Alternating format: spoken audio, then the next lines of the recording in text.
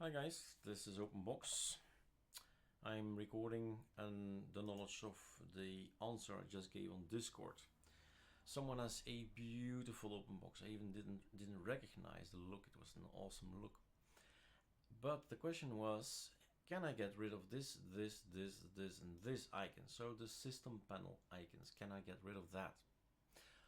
Say yeah, this is the tin 2 I thought, so probably gonna be in this tin 2. Right mouse click, and then we need to preferences, tin 2, and we go for tin 2 GUI.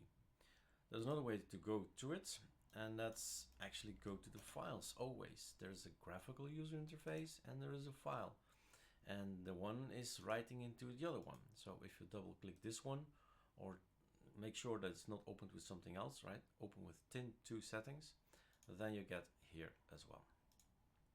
So there are lots of things to do, and it's great to design it yourself. It has so many possibilities, this tin 2 settings theme, and have a look if you double click this, how many possibilities, tweaks, parameters there are to change it.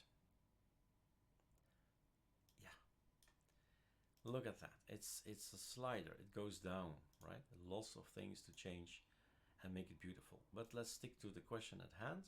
Taskbar, system tray, clock. Taskbar, system tray, clock. What if I say to the system, out of here, apply?